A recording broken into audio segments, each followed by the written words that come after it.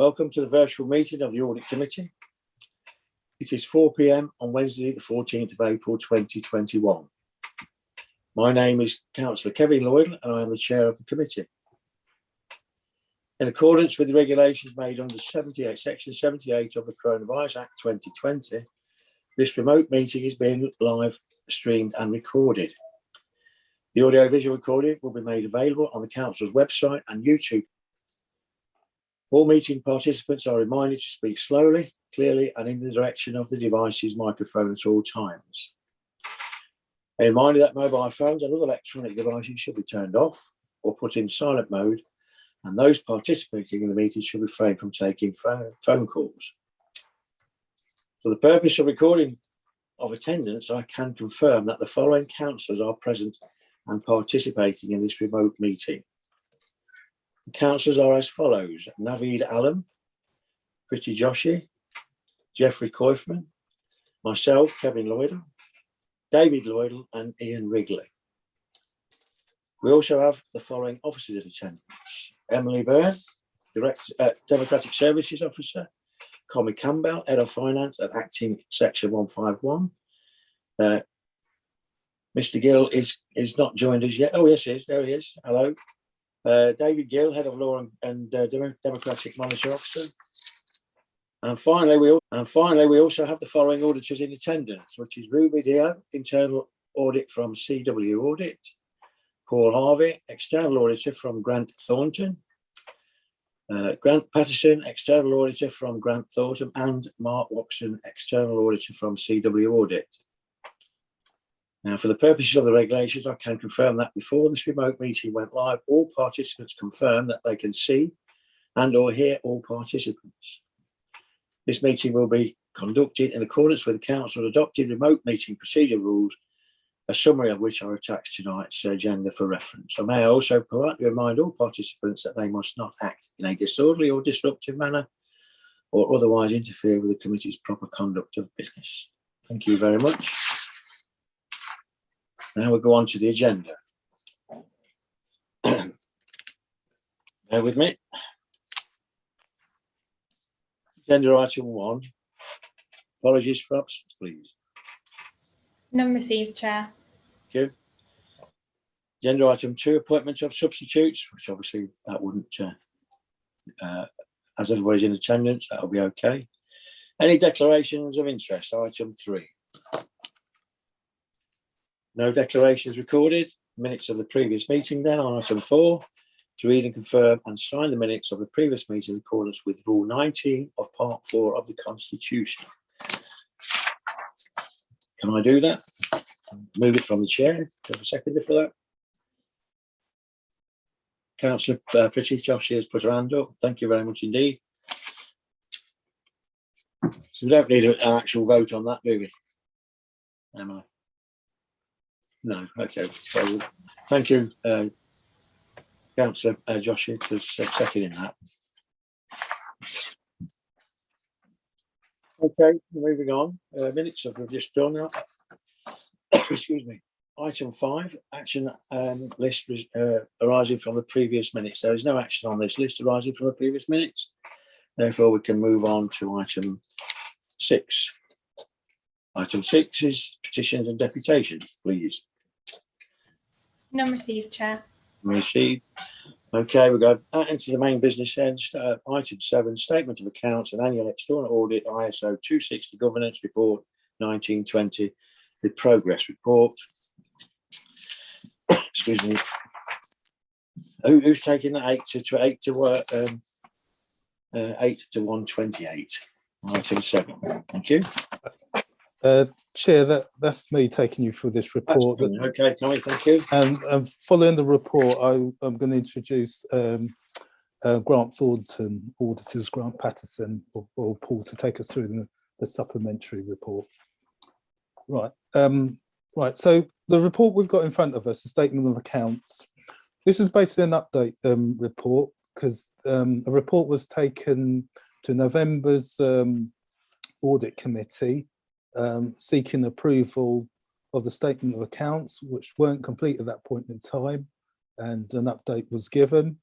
and the statement of accounts at this point in time are not completed yet and are still being audited. And the purpose of today is just to give an update on where we are. The recommendations in A is that the statement of accounts for the year ended 31st of March 2020 be reviewed and approved as previously recommended, and approved that were previously recommended and approved at the November Audit Committee. And the second recommendation, in order to comply with the Council's statutory obligations, it be confirmed that the statement of accounts for the year ended 31st of March 2020 be published, and the Section 15 officer be authorised, following consultation with the Chair of Audit Committee, to make any changes to the accounts that may be agreed with Grant Thornton, the Council's external audited. So that's the formal recommendations. So if we go into Section 1, introduction and background. So it's a statutory requirement for the statement of accounts to be audited each year, and normally the statement of accounts it would be published by the 31st of July, but due to COVID, that date was extended until the end of August. Can I just ask a comment, if you don't mind? Sorry to interrupt you. Do you want to Yes, take certainly. questions as you go, or at the end of your comments? I can take questions as you go. You're free to do that. Yep. Okay, if any hands are up, then Yep. I'm sure somebody will inform me, will they? Sorry, Chair. Emily? Jeffrey Kaufman's got his hand. Councillor Kaufman's got his hand up. Sorry. Okay. Do you want to take that question then, comment? Yes, certainly. Okay. Councillor Kaufman, please.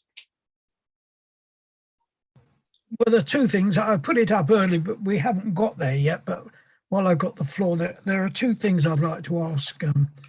One is a matter of principle. This is a very long report and it's taken a long time to read. And is there a possible way of presenting it to members at future audit committees, that somehow we can see the changes that have happened since this has previously been published? I'm sure the person that writes it absolutely said knows the changes, but I find it difficult to identify. So would it be possible as a procedure? So I don't know if you do it in a different colour or whatever, you're cleverer than me at these things. If you could do that for the future as a way forward to help people like me. Well, in the ideal situation, I will look into that, see if at a high level we can show what the differences are, because some of the things we're looking at in audit will obviously be ongoing. So we'll have a set of figures. They may change and they may change again. So there could be loads of different changes because they're dependent on other figures. So I will do what I can. It's to help people like. Yeah. It's to help people like me that don't find this an easy read to get round it. I can, and my second thing is actually it's page 4 of the report itself, but page 18 of our report at the bottom. I wondered if that last paragraph relating to the cabinet system can actually be turned to the positive.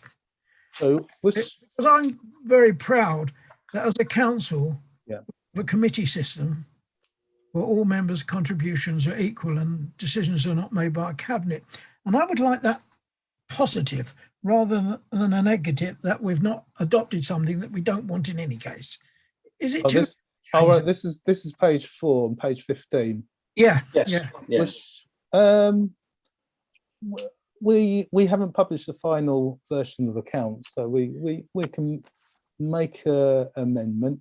So, okay, I'm just making a note of that. So page 15. I'm about to ask if my colleagues agree with me. I haven't actually had an opportunity to discuss it with them, but okay. I think, if I may, if you actually read it, it sounds quite positive anyway. But I take on board what Councillor Courtney is saying.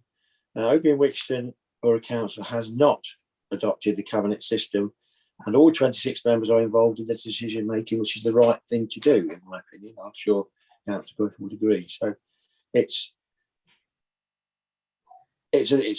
by saying not adopted, there might be a suggestion that we're ignoring that, and we're going to keep with the cabinet with the committee system. But I think the committee system for me is involving everybody in the council, having a say in what's happening within the borough. So it's just a kowtowing it around that sort of situation, Tommy. So is that right, to Councillor Courtman? That's basically what you want to do. Yeah, yes. Yeah. I can relook at the wording for that. Yeah. All right. Okay. Cheers. Okay. You want to carry on? If I carry on, yep. Yes, please. So with the let's see where we are. So the situation we're in at the moment, it's when the accounts are actually completed, there's a requirement for the Section 151 officer to sign a letter of representation once the audit's actually been completed. And the accounts, normal circumstances, the accounts would just be presented at the audit committee, and this would be the situation where you'd actually sign them off. But obviously it's still ongoing, and parts of the I think the problems have been due to having to do audits remotely, and it's obviously takes longer to do that, and it has been more difficult over the last 12 months or so due to COVID in doing audits on both sides. What I'm requesting the committee to do is to recommend the continued approval of the accounts, subject to the chair's approval, and also to allow Grant Thornton to provide their formal opinion on the accounts when they formally conclude the audit. And obviously the accounts will be published on the council's website. So at this point, what I wanted to do is, obviously I've attached an appendix or the statement of accounts that was signed off by the previous Section 151 officer, Stephen Hines, back in August. But what I'd like to do at this stage is invite Grant Thornton to just go through their supplementary report, which is, I think it's appendix 2, their supplementary report. If either Grant or Paul could do that, please, if their chair's approval. Okay, is that okay with members? Shall we carry on? Okay, thank you, Chair. I guess for those who might be tuning in on via the internet, my name is Grant Patterson. I'm the engagement lead for the council's external audit, and I'll take you through our summary report. And Paul Harvey, the audit manager, is on hand to provide additional information if required. So as you've heard from the interim Section 151 officer, the audit isn't yet complete. We did come to you back in September with our initial audit findings report, saying that the audit wasn't complete, and we were hoping to complete our work by the end of November. We still haven't completed our final audit work, and has been alluded to. The three main areas that we were seeking to cover off as part of our final audit work were elements around the questions around the protection fund, which is towards the back of the annual report and accounts you've got in front of you, where we did identify matters in relation to the year-end debtors balances and income. We stated in our report that officers are currently updating the figures originally reported and prepared in financial statements. We've received a lot of systems reports, but what we are still awaiting on is the final revised accounts to review, and then hopefully we'll be able to draw that matter to a conclusion. The other matter reports to are primarily in relation to property, plant and equipment. I'm sure as members are aware, the Financial Reporting Council, who ultimately is both our firm's regulator and an audit regulator, does review the accounts of the public sector. It's been challenging auditors to be more challenging in relation to the assumptions that underpin specifically the valuations of property, plant and equipment, you do have an external valuer who acts as your expert. They make a number of assumptions, and basically the FRC is saying that auditors need to be more challenging of the work undertaken by those valuers and the assumptions used. That drives us looking in a more granular way at the evidence that has been both provided to the valuer and the evidence the valuer has taken into consideration as part of their work. And therefore we have been seeking additional information from the council that maybe we haven't looked for in this level of detail in the past, you know, primarily around like demonstrating the floor areas or the internal floor areas of assets, etc. And what it ascertained is, and I think this may well be linked to COVID as well, in relation to access to buildings, that sort of base information wasn't readily available, and that might be given at the time it was originally archived, etc. As you've had difficulty in providing us with that information, you've had to seek to do alternative procedures, and as part of that, you've been losing geographic information systems to get us to a point where we might be satisfied that the areas used and that then drive evaluations are correct. Now we have got to a point now in relation to that where we believe we are satisfied that there can't be a material error. Your officers have worked their way through that. We believe there's a potential understatement of the valuation of property, plant and equipment of around about £280,000 in respect of that, and you're not proposing to adjust for that in the accounts. That's now been, or we're just finalising our work on that.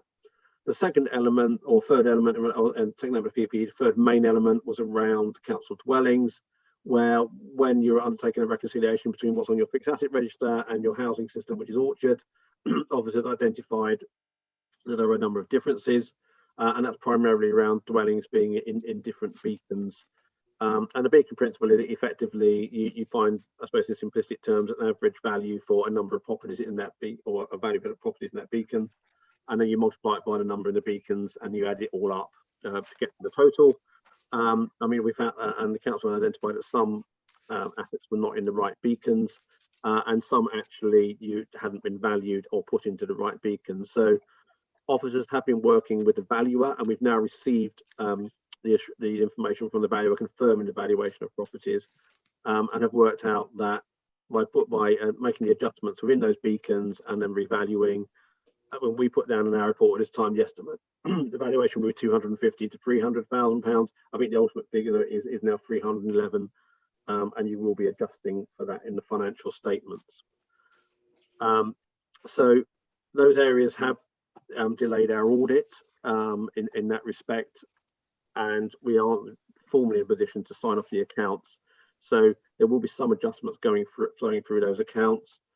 As I say, the main piece of information we're still awaiting for at the moment is the updated collection fund accounts that we can then bring our we can then look at. On page 4 of our report, we have highlighted those that were status of the audit in a sort of traffic light position.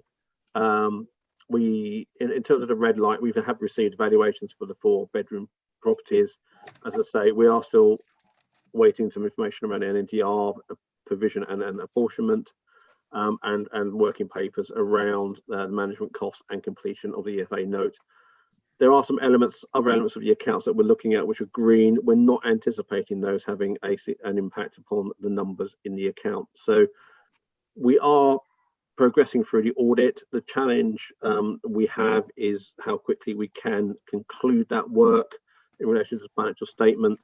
We are due to start work on our NHS clients on the 26th of April, and the team is resourced to undertake that work. So I think the question is how quickly we can get through that work, which is why officers are asking for that delegated authority. I think what I would say about that, we're happy, if that's to fit into your own governance arrangements. But what we will need to do is, even under those arrangements, my view is I still need to share our final audit findings reports with you, which, picking up on some of the members' comments earlier, would highlight the changes to the accounts in terms of the numbers that would change if not they're updated to pages, and would also be for your information, conclude on our audit work and the findings from our audit work, and if there are any recommendations coming out of that. So that may well have to be, I have to have conversations with the interim 151 officer around if it's not a meeting, depending on when we finish it. I believe that report should be circulated to yourselves to be satisfied as those charged with governance, that you're comfortable with the outcomes of our report, and clear that petition for the chair about how the chair wishes to handle that, and whether a meeting might need to be convened if need be, or whether it can be done under delegated authority. The final element of our work probably is from the accounts is also a value for money conclusion. Since we completed some of our work back at the end of last year, you've now approved your 21-22 budget, and we will need to update our assessment around your medium-term financial strategy on the back of that. Although having worked through that at a higher level, we haven't identified any issues that are likely to impact upon our views in respect of financial sustainability at this time. However, I'm sure as members are aware, you have a number of interim officers in post with the 151 officer, and you've had the recent departure of Deputy Chief Exec. I think we just need to give ourselves a little bit of time to consider what the impact of that might be around the overall arrangements at the authority. But we will come back to you as part of our audit findings report, hopefully taking that forward. So at this point in time, we haven't yet completed our audit. Work is in progress. We are nearer to the end now. What I don't have as much at the moment is a precise date. I think if we can't get the work completed within the next sort of 7 to 10 days, then it is likely we may have to come back more towards the end of May, something like that, in June, as we come out of our NHS work with our final report. But we are close to sort of bringing the audit to a conclusion. And I'm happy to take questions unless Paul has any other comments to make. Thank you, Brent. Are there any comments from members? No hand shown? Sorry, Chair. Councillor Kaufman's got his hand Councillor raised. Corbett, thank you. Well, first of all, I'd like to congratulate our officers and the auditors and everybody for getting done what you've got done under the most trying circumstances, and things are looking good. But just one thing, it's me. For the first time, I've come across, and you used it in your presentation, the word granular in relation to it. What does it mean? Well, it's granular, more detail. Basically, we've gone in terms of audit evidence, whereas we haven't done it before. We've normally gone a bit further, but in simplistic terms, is if an expert provides you with assurances and valuations, and we've checked out, we would undertake tests to look at their competency and capability, and in the past maybe that would have been as far as we had to go. Whereas I think the challenge to auditors now is, whilst you can rely upon them as being an expert, you need to understand, and to a certain extent, it's a conversation we'll be having with the audit committee going forward into 21-22 under new standards, is do you understand the assumptions that the valuer is making when they value your property, and do you know, or do you understand how they've come about that? Now, a lot of that for valuations is either driven by the floor areas, because normally it's not only a way of doing it, or market, or you can have something called depreciated replacement cost, which is based on building costs. So we've been looking so we've been asked to get, I suppose, a bit further under the skin of how that assumption comes about. So granular just means digging deeper into the assumptions being used. Thank you very much for the explanation. I wish you would, I wish professionals, when dealing with lay people like certainly me, would use a word digging deeper. As I understood, looking at more about the granular was a new one, but thank you for the explanation. Okay, thank you, Jeffrey. Any other questions? Councillor Joshi. Councillor Joshi, please. Thank you, Chair. Thank you, Grant, for that elaborate summary of the status of the audit. I've just got a couple of questions, actually. With regards to the outstanding matters in the red, you did already allude to the answer on the 4-bedroom beacons valuations, so that you're waiting for those, sort of the accuracy of that. So that's fine. But is there a time limit that you've allowed for these answers to come back to you, considering the deadline, like you said, for the NHS is the 26th, which is almost next week or the week after? Well, I'll ask for maybe Paul can come in and maybe comment on where we are on providing the receipt of information. we've been, I suppose, in constant dialogue with officers around seeking to get the information as quickly as possible. So I think we are aware of the timelines we're working to, and I suppose the windows. So we have set, can we get this back by that date? I think the question is whether the information is readily available or not, or whether you have to create that. So we have set target deadlines, and we've worked as best we can to hit those with officers. But maybe that's something for officers to comment directly upon about how quickly they'll be able to get that back to us.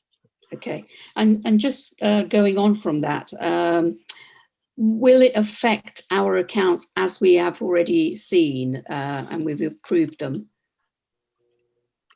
Well, maybe an open-ended question, I'm afraid. Well, no. I mean, I suppose I don't want to say yes, give a definitive answer. The issues we identified, the two matters, that one adjustment we'll be going through will be for the valuations of the beacon properties. Yeah, that will be made, and officers have agreed to move that. So that will effectively move your asset valuations by around about £300,000. Okay. It won't affect, in that sense, the general fund and resources available for the council for council tax purposes. Okay. The other element I discussed, which was around, I suppose, estimation uncertainty, which is picking up on the former Councillor Calvin's view around, well, the valuation of assets, is we're satisfied that we've got an alternative assurance on the floor areas.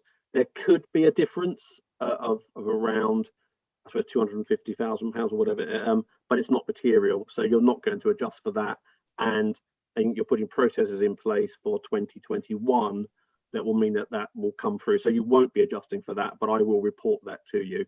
Okay. And we haven't found any other significant adjustments at this point in time that require the accounts, but there may well be some coming through the collection fund.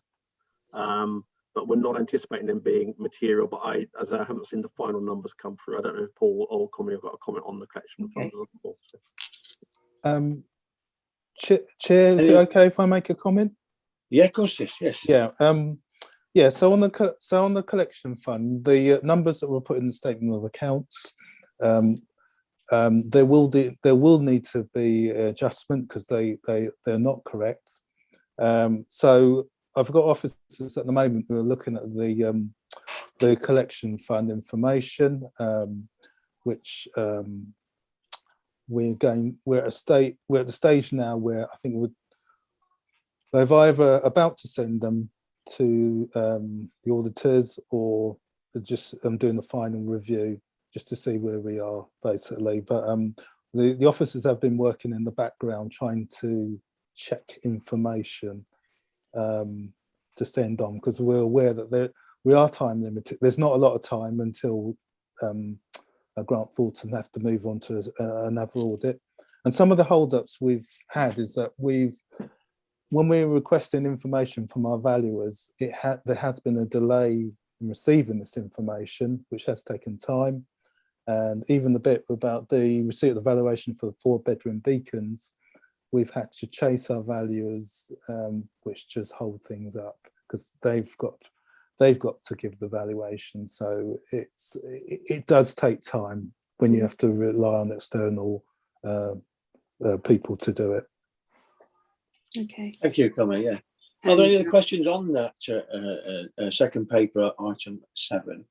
I highlighted quite several points, but thank you for Grant for clarifying some of those.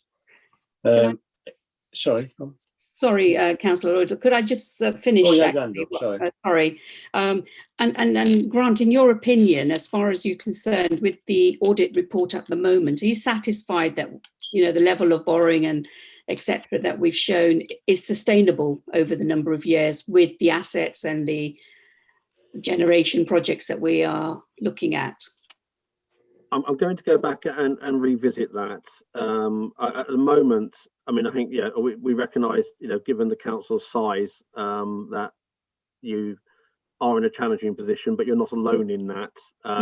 From our work so far, and from the work that we've seen on the medium-term financial strategy, is whilst things are going to be difficult, we believe that, I suppose, in a way, from an auditor perspective, is yes, you're sort of sustainable into the medium term. But that's one of the elements we're going to go back and revisit now that the budget has been set, and we have those discussions with the interim 151 officer around the medium term financial strategy going forward. But at this point in time, I've not seen any evidence that would move us away from what we reported earlier back in September around that area. But it is an area that we pick up both for 1920 and into 2021 going forward as well. So I'm not at the moment have any significant concerns, but as I say, it's one area that we're going to go back and have another review. So. Okay, thank you. Thank you. There's two hands up, which is Naveed and Jeffrey. Ask Naveed to come in first, because he's not had a say yet, but then Jeffrey after that. Is that okay? Naveed? Thank you, Chair, and thank you, Grant, for a very comprehensive report. There's a couple of questions I've got, and we'll just deal with them one at a time. The first question is with regards to the valuations on the 13 properties that are used as a sample. And I'm sure the council's got a lot more than 13 properties, and the deficit that you said, the understatement was approximately £280,000. I'm just wondering, if we were to take a larger sample, do you think that there might be an even more larger understatement? And maybe, I suppose the reason why you're taking 13 is because it's difficult to get valuations on probably a lot more properties. But I'm just worried that there might be a further larger understatement of the valuations. That's my first question. Do you think that we should have probably taken a larger sample? The sample size is ours, actually. We have a statistical calculator that we apply. Paul can comment on this in terms of when we pick our sample. So the sample size is ours, driven by, without getting, as we're trying to keep this at a level in terms of, we set materiality in many times, and the calculator then said, a statistical calculator works out that given our materiality, given the value of the balance we're looking at, it will then drive a number for us, a sample to look at. And then we extrapolate, if we find any errors, then we extrapolate those errors across the whole population. So the figure I've quoted to you is the extrapolated uncertainty across the population for that balance. So that's why I'm satisfied that it will not be material on those 13 properties. Okay. And what, when the council's working with the valuer, and you said that original records are not available, well, whereabouts are they then? I mean, is it lost from the council? Is it who's responsible for that? I don't know. Well, we've not been able to locate, I suppose, the original documentation that supports. I mean, I think the valuer has been operating, I think, on certain floor areas or building areas for a number of years now. And I suppose the question we had back was, we know the figures haven't changed significantly for whatever period it was, but do you have the original documentation that supported those figures? That's what we've not been able to relocate. I can't answer that question about exactly where it is. Some of it may well be held somewhere in the council. I don't know. We haven't been able to. We've been. Would that not be held with the housing officer, or who's responsible for holding those documents? Chair, it would probably be someone, I suppose, in the estates department or something like that. So. Could I just, sorry to interrupt, I'm just going to come into that. That may be a question for the council rather than Grant. Yeah. Yeah. Because it's an internal thing that needs perhaps to be sorted out with the council rather than Grant. Is that okay? Is that all right? Yeah, that's fine. Is Comey going to look into that, or? Chair, I'm aware that obviously Grant's mentioned that records were difficult to get hold of. That's something we need to look at internally, I think, because some of these records would have been going back years and years ago, the original documentation. And although as officers we've gone around the council to different departments and to where the original where they should be held originally, there are some issues that we need to look at internally, I think. I'm just assuming that these documents are sort of property deeds or asset deeds and things like that. Is that what we're talking about?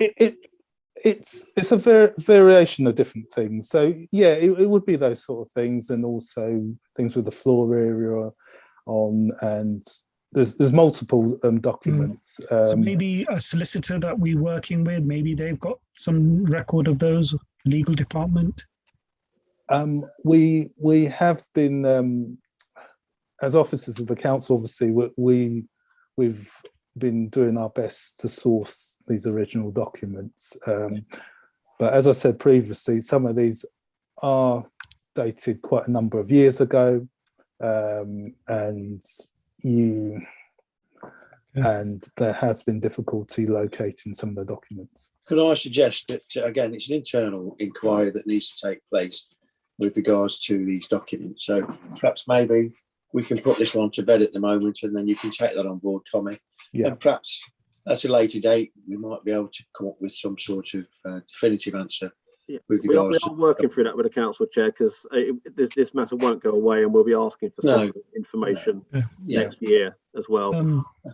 Okay, just to finish off then, and the last question I've got is, when you mentioned the Orchid housing system, can you just explain what that is a little bit? So it's Orchard.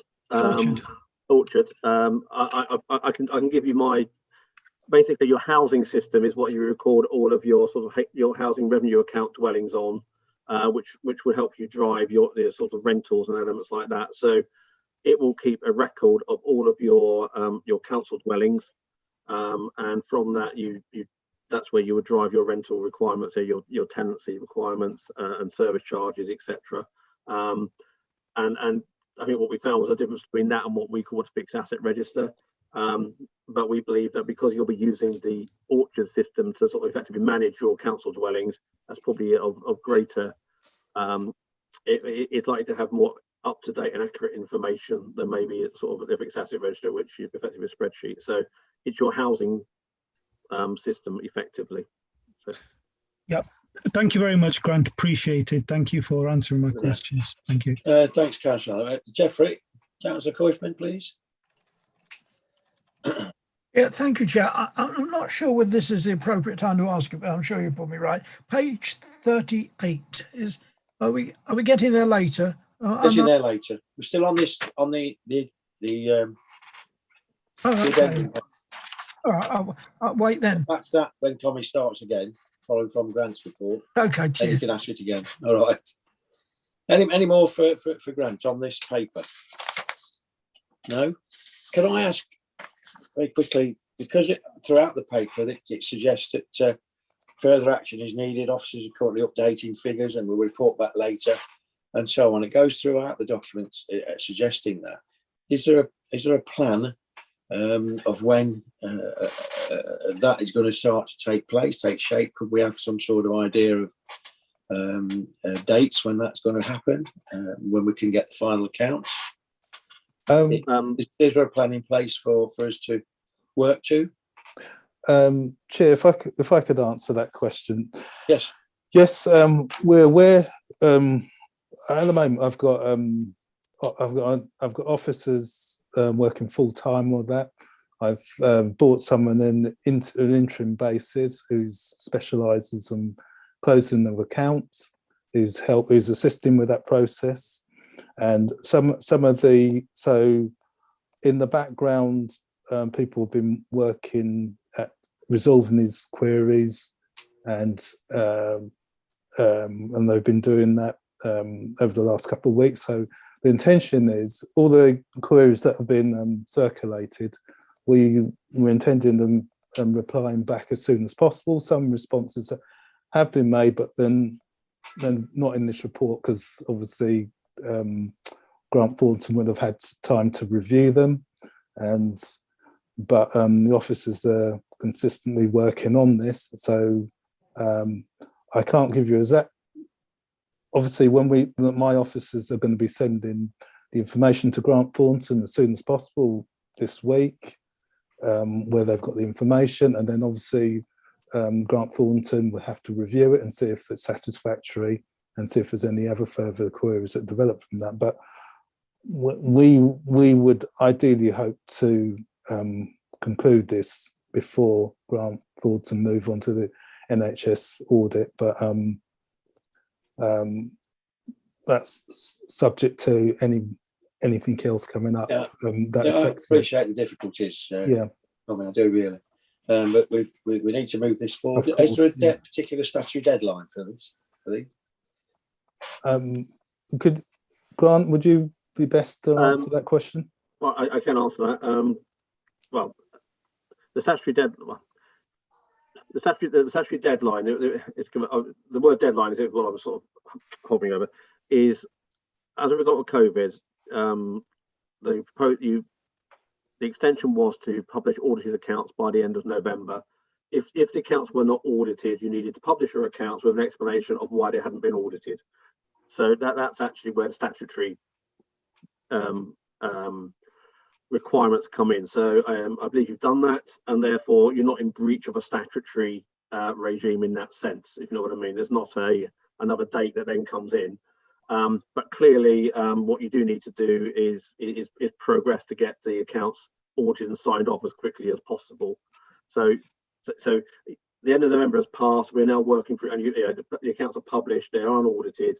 We're now working to the fact, and there are other accounts as well who haven't published their, haven't got audited accounts yet. And if you look nationally, you'll even find some from a couple of years ago. So, but that's not a position you wish to be in. So statutorily, I think you're fine. I'm sure the moderator also can come back on that if need be. But we're just now progressing to getting it done as quickly as possible, because the impact also is you'll be looking to close down your 2021 accounts. So your officers will need to know what the opening balances are for those effectively. So there is an issue for us to get that done. And of course, the delay into this year's accounts is leading into a delay in us starting our work on 2021 as well. So there isn't a specific, in that sense, breaching a statutory deadline per se. In that sense, you've done what you need to do. It's around, I suppose, good governance arrangements and elements like that, and that's part of the VFM inclusion we need to look at around how we got to where we are this year, how and what progress you're making to, I suppose, to make sure it doesn't happen again in future years going forward. Okay, thank you. We've got one hand up, which is Councillor David Loyal, please. Thank you, Chair. This is it's more of just a follow on from what Commie's just mentioned there. So it's one question and one statement. Commie, you mentioned that you've brought in additional resource to help combat the workload. Is that an additional resource in terms of extra headcount, i.e. agency, or?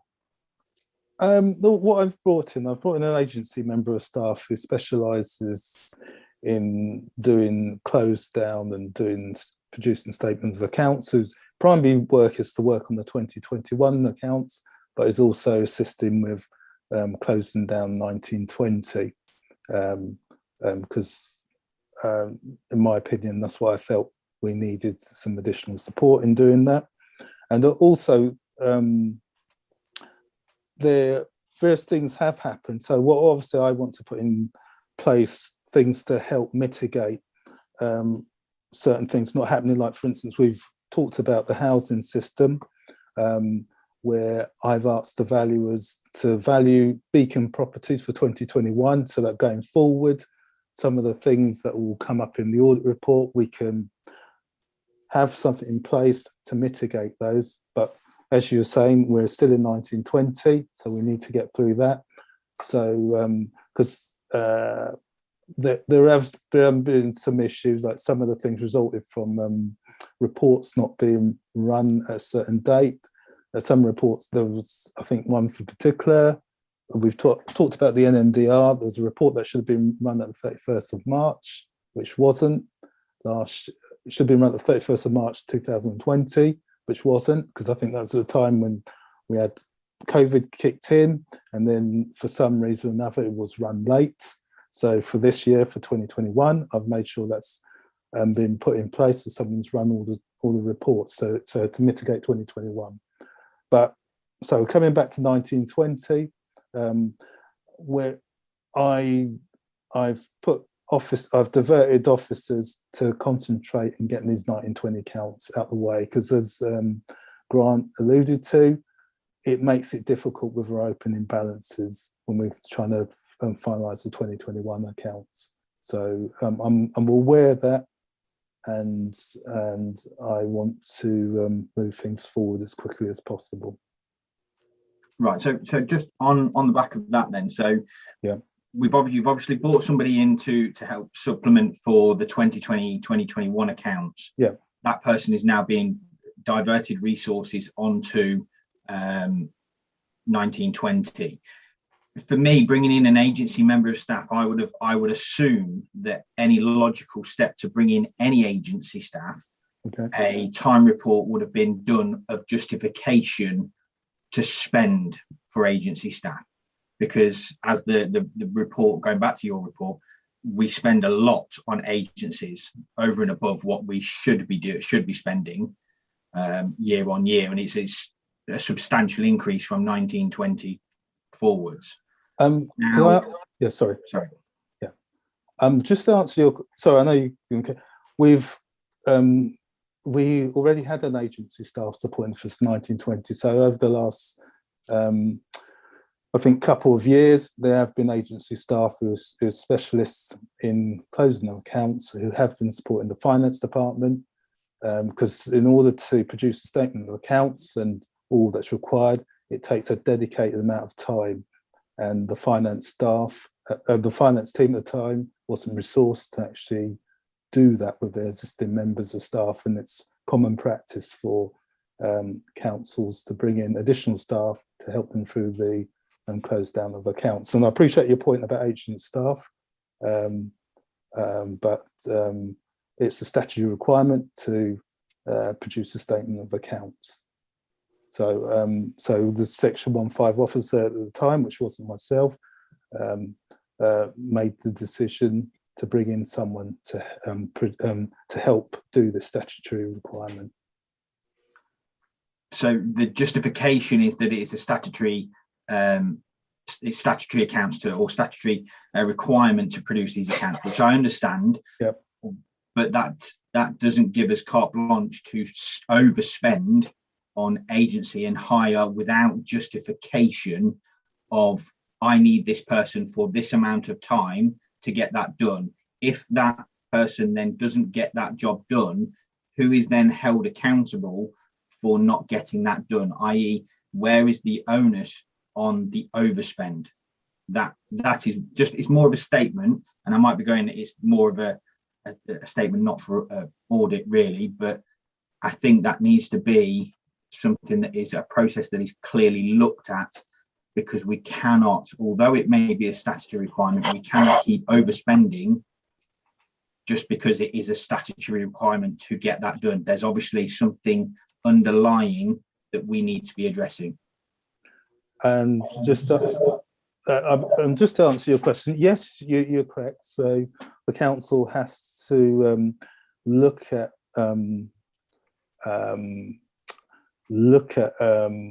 reducing agency spend so as to fulfill its statutory obligations, as well as other obligations around the council.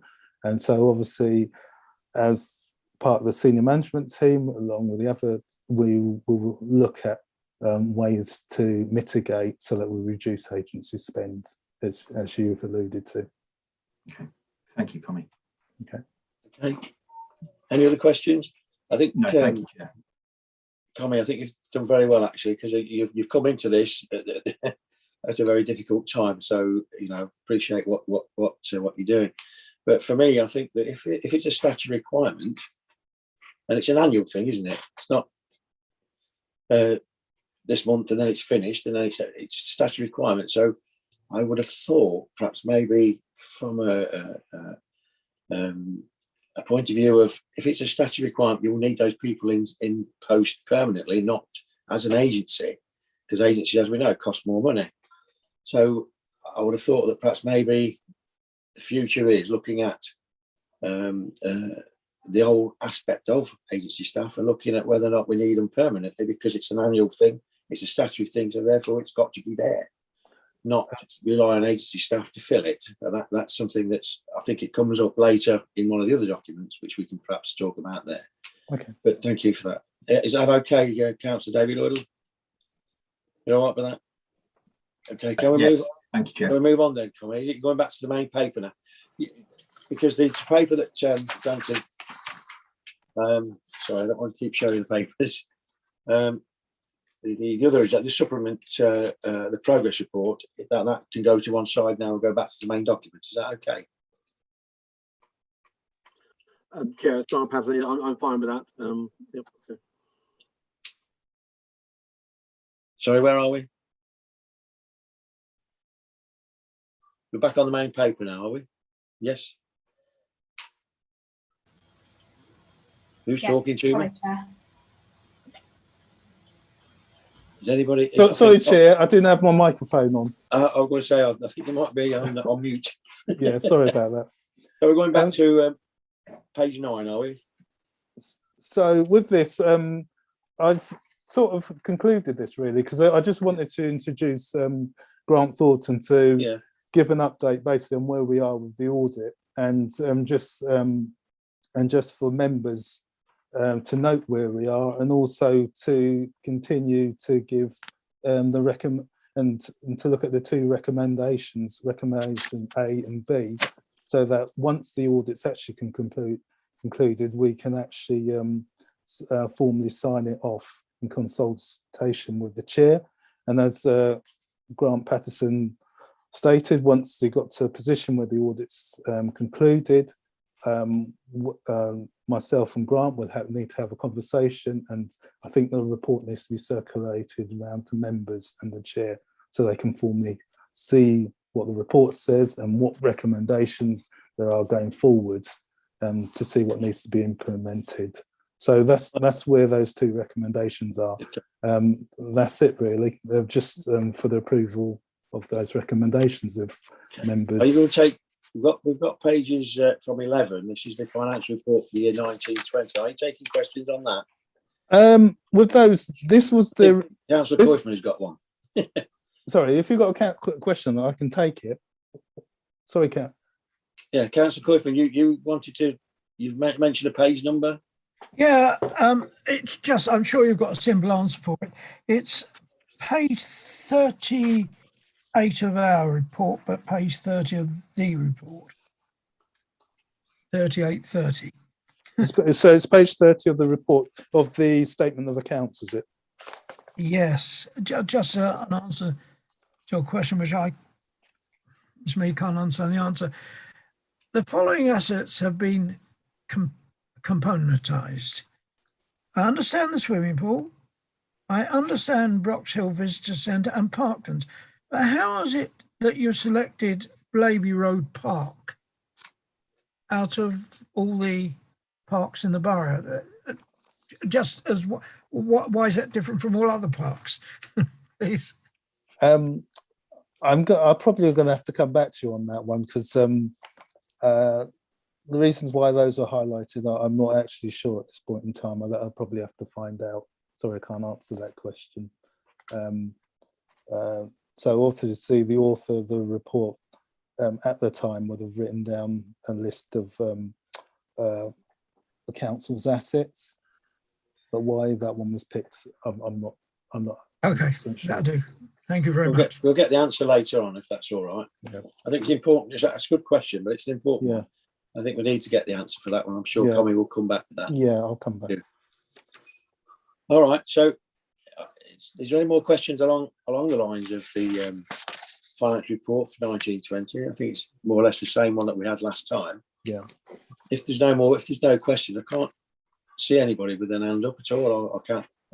Is there anything else you want to go straight to the recommendations and comments? Is that what you're saying? Yes, please. Yeah. All right. Could I? Okay, we'll go straight to the recommendations A and B. Could I just make a comment on B, if you don't mind? And that is that the make the changes to the accounts that may be agreed with Grant Thornton LLP. Sorry, along with the chair. That's fine, but when we look at the changes, could members of the committee be informed of those changes at the same time, or are we going to have another meeting? An extraordinary one. Can I answer that question? Yeah, good. Yeah, I suppose it depends when the audit's concluded, because we might be in the situation where it may need to be circulated. That David Gill, jump in if I'm not correct. But if we, because obviously I'm aware this is the last committee meeting before the elections, so it just depends. Is it? No, well, one of the later ones, but it just depends when the accounts are concluded. All right, okay. Mr. Gill, any comment? Yeah, the position is, as Connie has said, Chair, I think it's going to depend on what amendments are made as to whether or not there's a requirement for a meeting. If there are only minor amendments that don't overall affect the statement of accounts, then that probably can be dealt with by circulating and then by a delegation with yourself, Chair, and Mr. Campbell. If a major issue pops up within the accounts that surprises everybody, then in those circumstances you probably will want a meeting. Mr. Campbell's quite right. This may not be the last committee meeting, but that's probably the last committee meeting for this committee. And when we get to May, all appointments fall away. So, you know, it's got to be timed around the AGM, because obviously at the AGM there'll be reappointments to committees, etc. Because we might find ourselves in a hiatus where effectively we don't have a committee because you know, this municipal year has come to an end. Yeah, okay. If members are satisfied with that, again, as I alluded to, any substantial amendments, then yes, we need to probably have an extraordinary. But if it's just minor adjustments and so on, if people are happy with the fact that it's important we keep you informed of those minor adjustments, so it can be done by simply sending a paperwork to you to say these are the minor adjustments. And then we can go on to the recommendations, taking A and B together. Is that allowable, Emily? You're on mute, Emily. Oh, sorry, Dave. Will you be able to answer that? Yeah, one? that's fine, Chair. I mean, obviously at the moment they've not been moved and seconded, but if you want to get someone to move and second them together, move them together, and then you can have one vote, and if it can be by affirmation if everybody's in agreement. I'll move from the chair. Do I have a seconder for that, please? Oh, sorry, David. Right, Chair, just a second. Yeah. Is that okay? Moved by myself and seconded by. Thank you, Naveed, for your input for that. Seconded by David Lloyd. So we'll go to the vote then, please. Councillor Allen. For. Councillor Joshi. For. Councillor Kaufman. For. Councillor David Lloydell. For. Councillor Kevin Lloydell. For. And Councillor Ridley. For. That's unanimous in favour, Chair. Thank you very much indeed, everybody. I think they were very good questions that's been put forward, and the answers just as equally as good. And I look forward to the final documentation. So we'll go back onto the agenda and look at item 8, which is the Strategic Internal Audit Plan, 129 to 143 on the bottom of the page. Thank you. Thank you, Chair. I'll take you through this report, and we also have our progress report, which follows. This is item 9. I'll go through that as well, and we also have Ruby Dio here as the audit manager, and particularly in relation to report number 9, there may be sort of additional information that particularly around the work we did on COVID-related grants that Ruby may chip in on. But if we start with the strategic audit plan, item 8, this plan sets out our scope of work over the next 3 years, but we tend to focus, obviously, on the 21-22 year. The strategic plan is sort of a rolling program of work and gets updated each year. So that there will be sort of some adjustments as we go through the year, and that will be reflected in subsequent plans that come to the committee for future years. So we're required by public sector internal audit standards to produce the strategic audit plan. That needs to be based on assessment of the risks facing the council. In doing so, we take quite a lot of guidance and dovetail our audit plan in with your strategic and operational risk register, particularly strategic risk register. And indeed, you'll see within the plan that we're presenting, we map to the strategic or corporate risks to demonstrate that our plan is based on providing assurance on the key risks facing the organisation. So if we could just perhaps move through to maybe the appendix, the actual plan, which is just to give you a little bit more detail about some of the subjects. If we could keep just moving down, and then so just to give you a little bit of background about this, I did meet with Steve Hines before he left to discuss this plan. I've had a subsequent meeting with Commy on this plan, as well, as Commy is now the acting Section 151 officer.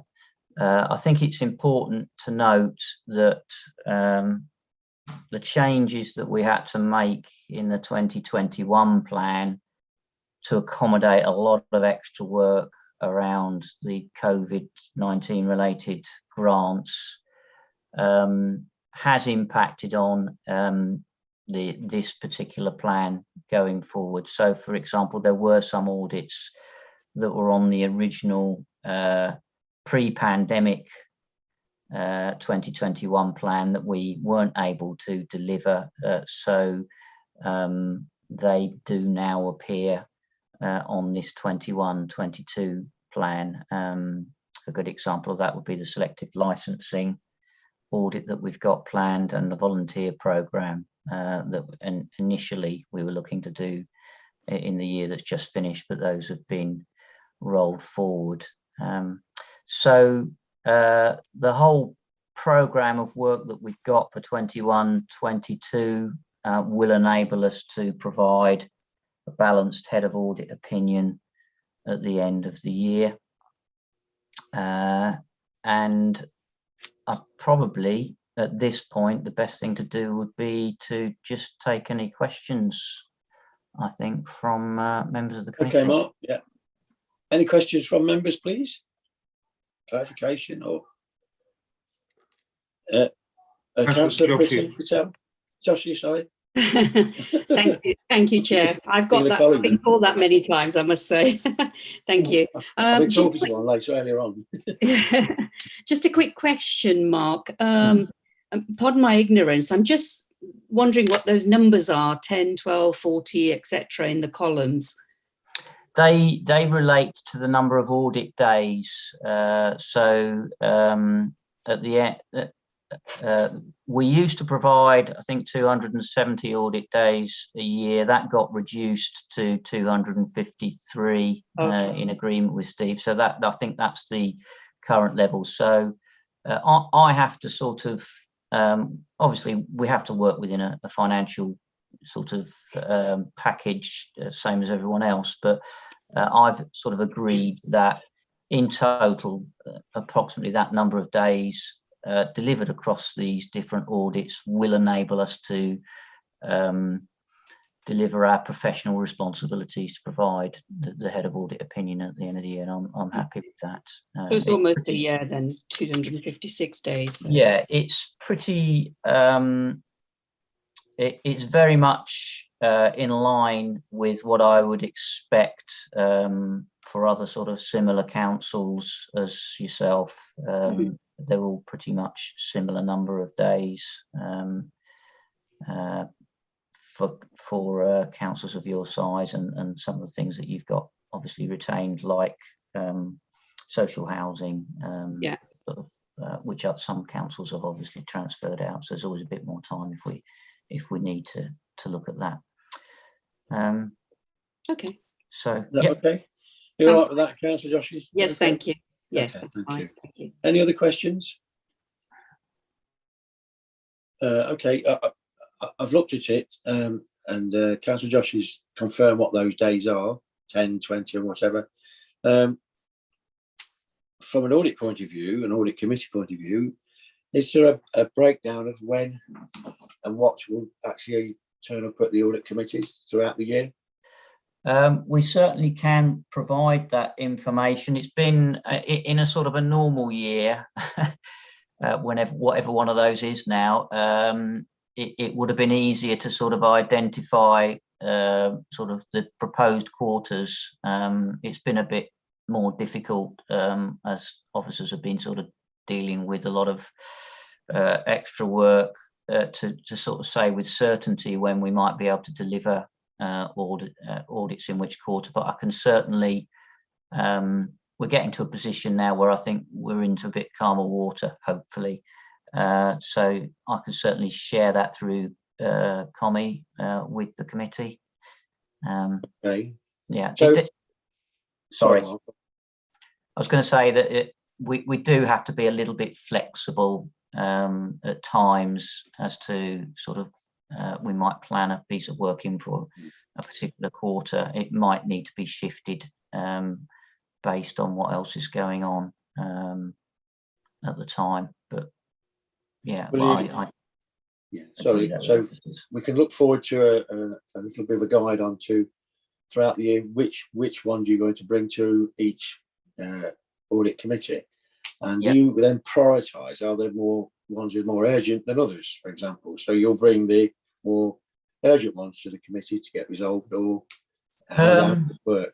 It tends to be based when we do audits, largely gets driven by the fact that the majority of audits in sort of the financial side of things we cannot do early in the year because there's not sufficient coverage. So financial systems, budgetary control, payroll, those kind of things, they tend to be sort of quarter 3, quarter 4 normally, which then drives when we do other work. So we try to do sort of some of the more operational areas earlier in the year to give us the time that we need in quarter 3, quarter 4 to look at sort of financial systems and processes. Okay, thank you. Are there any other comments by anybody? Commie, are you okay with this? Yeah. So with this audit plan going forwards, because one of the things I probably will have a conversation with Mark about is just to sort of identify what quarters pieces of work, what the target dates are really. But that's something we can discuss. Yeah, you'll sort that out. Yeah, outside the meeting. Okay. But that was it for me really. The only thing I forgot to do was just point you back to the original report on the 2 recommendations. If you don't mind, Chair, could I bring you to them unless there's any other questions? Clarify something.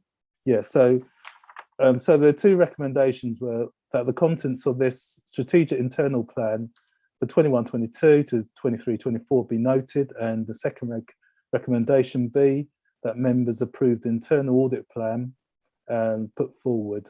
So it's basically for members to approve this plan being put forward. Yes, it is. Yeah. No, okay, that's fine. That's we'll come back to that if there's no more questions with regards to this particular paper. I can then formally move that the recommendations identified in the paper A and B, can take those together again, can we? Mr. Gill, we're okay taking those together again? Yes, you are. Yeah, thank you very much. So I've moved it. Anybody second that, please? Councillor Allen, thank you very much. So it's been moved by me, the chairman. Kevin Lloyd, and they're seconded by Councillor Naveed Allen. Thank you very much. So we'll go to the vote. Emily, please. Councillor Allen.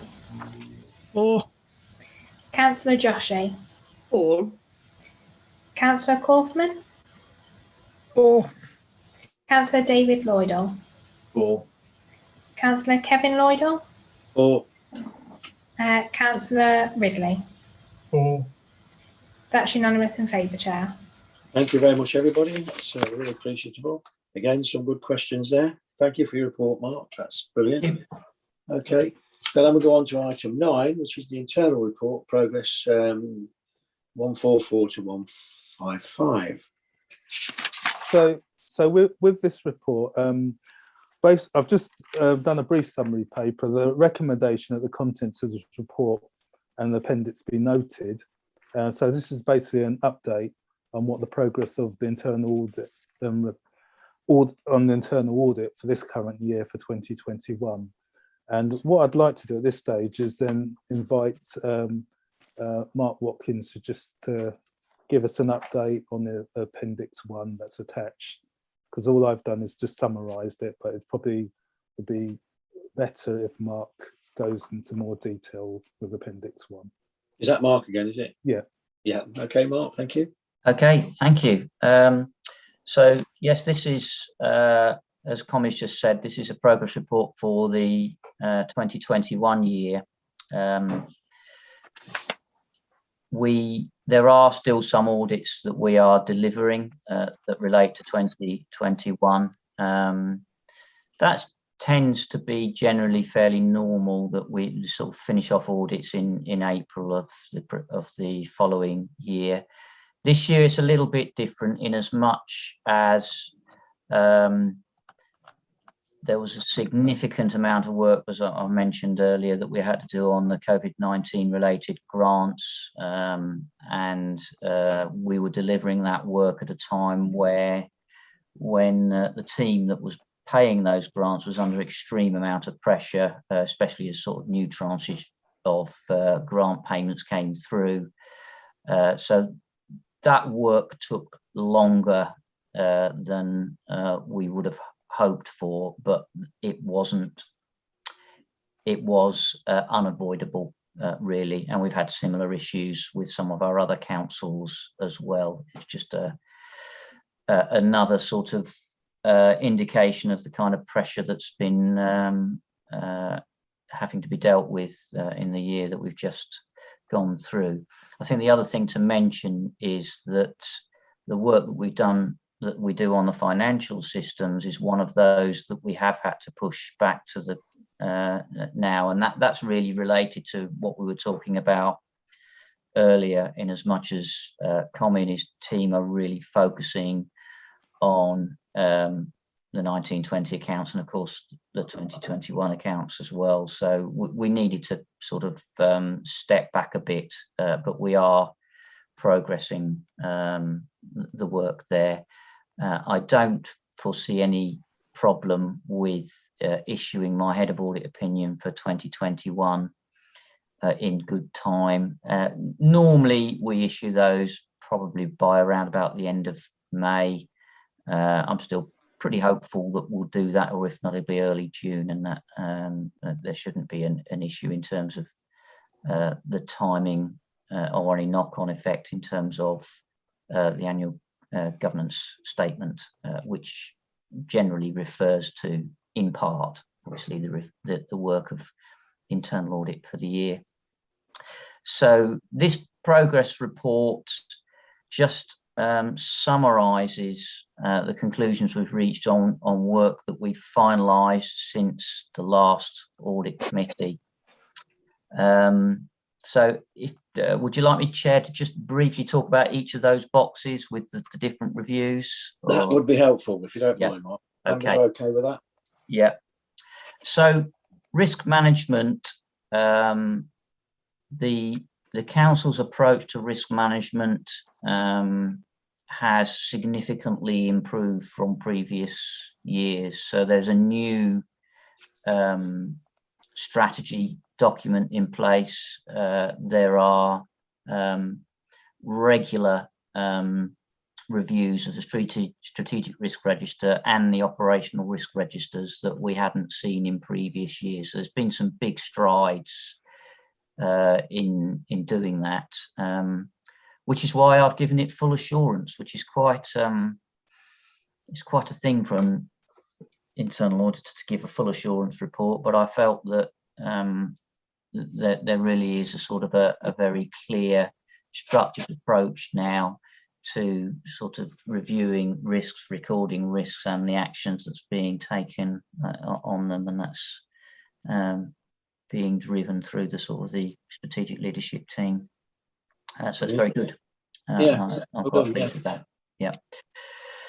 The website content management, which we've, I think I'm right in saying that this was one of the so the website has been under sort of development. I think that's complete now. I'm pretty sure in saying that that was actually delayed. I think that may have been COVID-19 related. But we still were able to deliver the audit. We just pushed it back a little bit. We did identify a number of sort of security and access based issues that I've identified there. I'm not a technical IT auditor, but if you've got any specific questions, I can always go back to the IT auditor that we use to do this piece of work. I think the overall message is to say that all of the recommendations that we made on this report have been implemented. So on the recommendation tracking system, those have all been updated by Philippa, and all of the issues have been closed off. So obviously when we report an opinion, we report it at a point in time when the final report is issued. So it's moderate at that stage, but the audit has had the impact it needed to have, because it's identified where work still needed to be undertaken, and we've gained assurance through the tracking system that that's all now been resolved. So that's, internal audit in action, I think, really. So that when the next report comes, that moderate will show full, will it? We follow up some pieces of work. Others we rely on what's been shared with us and through the tracking system. This is one where I don't feel that we'll need to do a formal follow-up on that one, but when I come to do my annual report in a few weeks' time, obviously again I do report what the assurance opinion was at that point in time, but in giving my overall annual opinion, I'm always able to take account of how our reports have been acted upon during the year. So your final report would refer to this? It will do it. Yeah, I have to sort it as part of the annual report. We'll have a summary of every. It's just a one-line summary, actually, Chair, but basically what level of assurance we gave to each audit.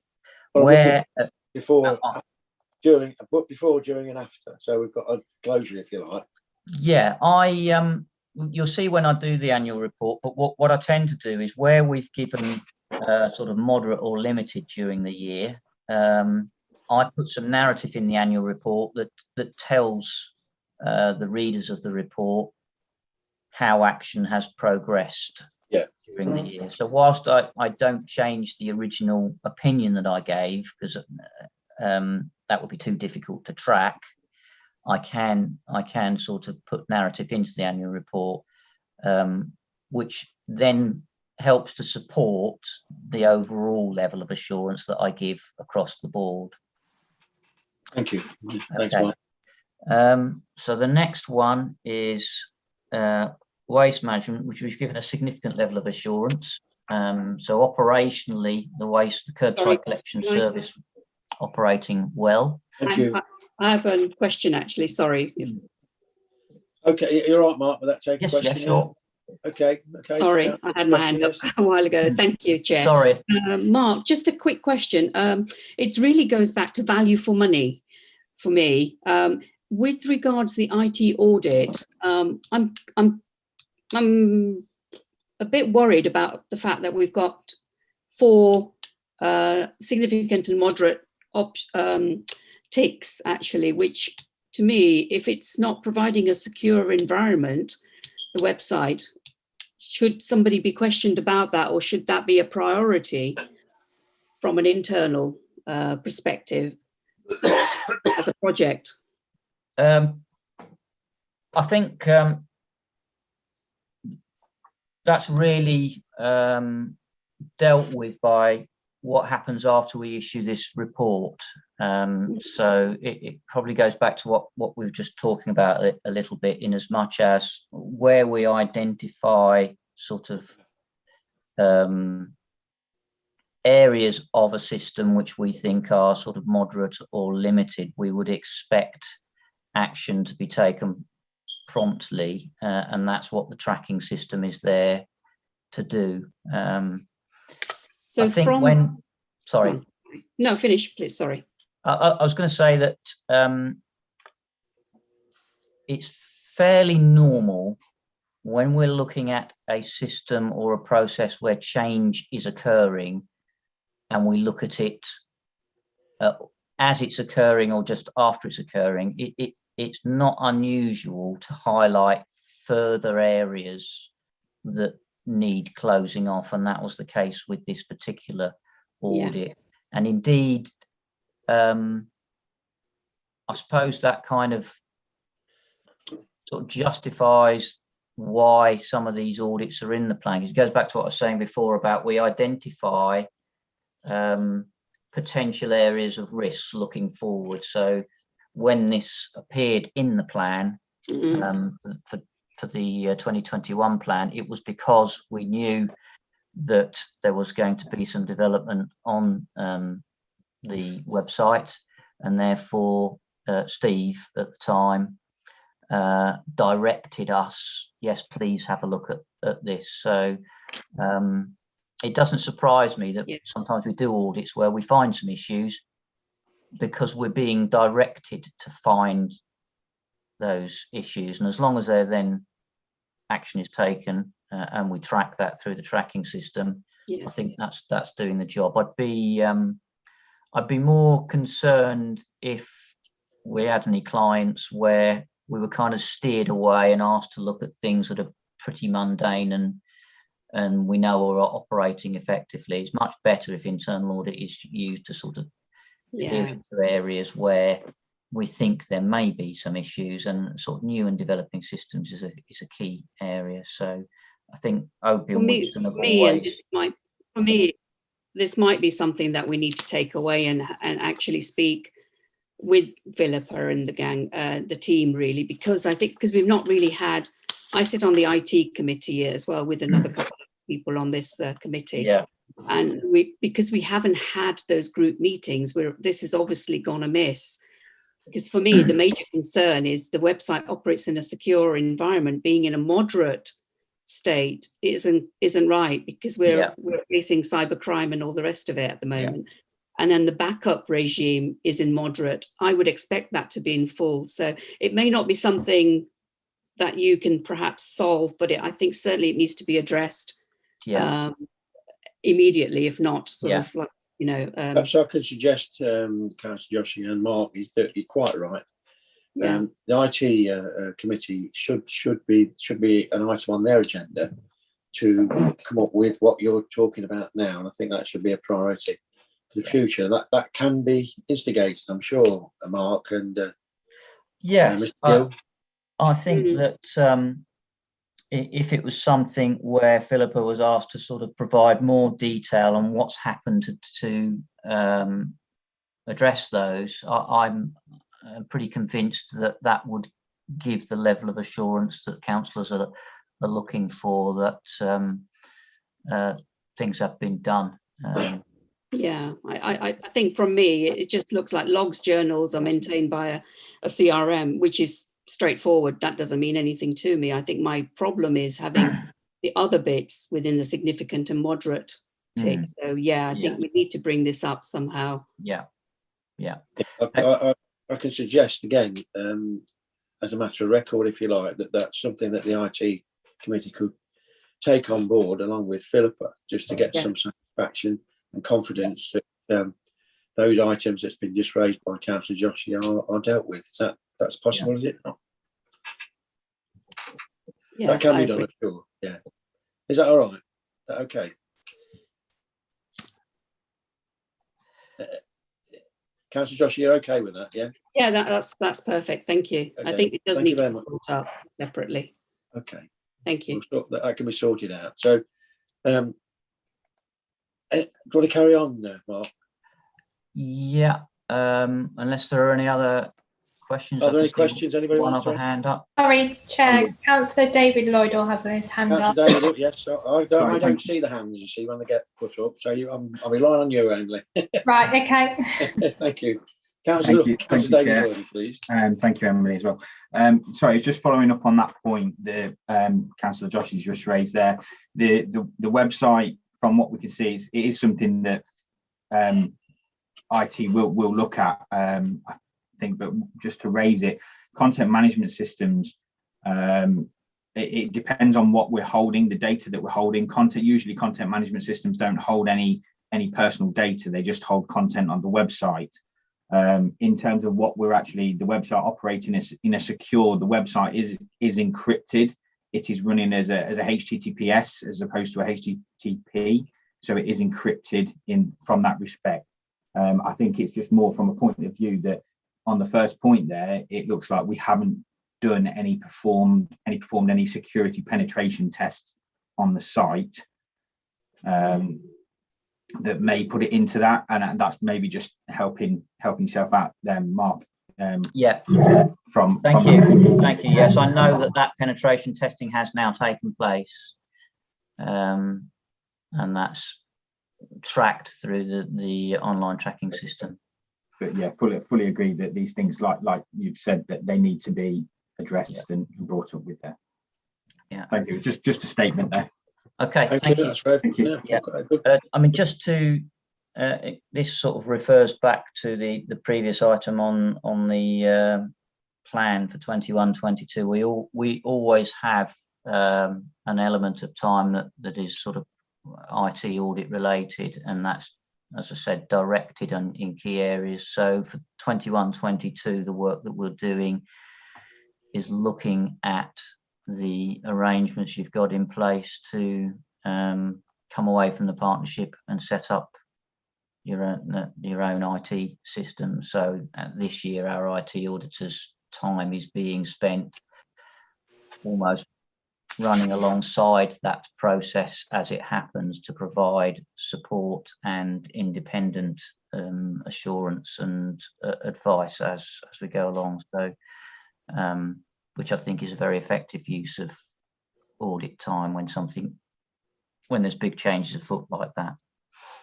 Okay, thank you. Any more questions? Can I just go on to the waste management? Yes, yeah. A review of agency workers in conjunction with formal consideration of future requirements. Is that an audit job to do that? Yes. I have to say, on record, the waste management or what's happened so far, they've done an excellent job. Yeah. Yes, you've got to review why agency staff are there. I would have thought that would have been a management issue to decide whether or not you need them or whether you don't need them. And have you got more agency staff employed than you have permanent staff? It is a management issue. I'd like to say I think they do a magnificent job, and having control over them is something that I know I support wholeheartedly, and I wouldn't want it to go anywhere else. That's a fact. But why would the audit get involved in what I would consider a management issue, which says, do I need all these agency staff or don't I need them? Yeah. Why would an audit come in to look at? We don't actually do that, but we would recommend, if management hadn't done it, and I think that's what we're recommending, that they're, you know, so we don't get involved in the actual process of undertaking that review, but the audit has highlighted that that there needs to be some assurance coming from management that the agency levels that are currently being used are appropriate and required and affordable. We can demonstrate that it is the right level, and that we're not using too many agency staff. That's really what that one's about. But that is for management to decide, but we might recommend that if we haven't seen evidence of that in sort of recent times.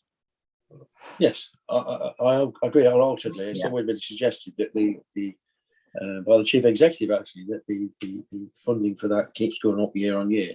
Yeah. So something needs to be done about that, and quite quick when you look at the figures which are in this report. And I thought wholeheartedly support that. Do you want to carry on then, Mark? Yeah, sure. Well, that's probably all I wanted to highlight on waste management. So we can move on to the next one, which is. Sorry, Chair. Yes, Councillor David Lloyd has got his red Councillor hand. David, okay, thank you, Emily. Thank you, Chair. Councillor Lloyd. Yeah, thank you, Chair. Again, so it's just on that point there, they're talking about agency staff, and it's recommended. Is that a recommendation that can then be tracked, like you said, with the IT recommendations? They're all tracked. In terms of that particular one around looking at the situation, how much temporary support is being provided, I know that the tracking system is currently showing that following this audit there was a recruitment drive, and I think 5 new sort of full-time posts were filled, as well as a commitment to sort of looking into the sort of future needs. So action has been taken on that, and that is tracked through the tracking system. Thank you. Thank you, Mark. Okay, thank you. Okay, Councillor, yeah. Any other questions with regards to this paper? Can we go, if there aren't any more questions, we can go to the recommendation, which is simply to note the report and the appendix be noted. Are there any questions at all? Mark, are you okay? That you finished now? Yeah. There are sort of some other sort of summary jobs on there, but obviously councillors have had the opportunity to read through those, so I don't necessarily need to take you through the next one, the ones following, unless there's any particular questions around those. I'm happy to do. Any hands up at this point in time? No hands raised, Chair. No hands raised. Thank you very much, Emily. That was unless I've missed anything, that was the last item on the agenda. I think unless there's anything else that anybody wants to say, we can close the meeting. Is that all right? Here endeth the lesson. Thank you everybody for attending. It's been really eye-opening, and the questions that you've put have been quite valid, and saved me asking some of the questions because you preempted some of them, and that's been good. So thank you very much indeed. Connie, thank you for your support. That's been considered, as I said before, that you come in at this later stage and you've got your head around it very well. And Grant, thank you for your input. That's been very helpful. And I look forward to the final document. Mark and Paul as well. Thank you very much indeed. And Ruby, thank you for your attendance. Thank you. Okay, can we end the meeting now, Emily? Yeah, okay. I'll call the meeting closed, and please have a nice weekend and a week. Take care.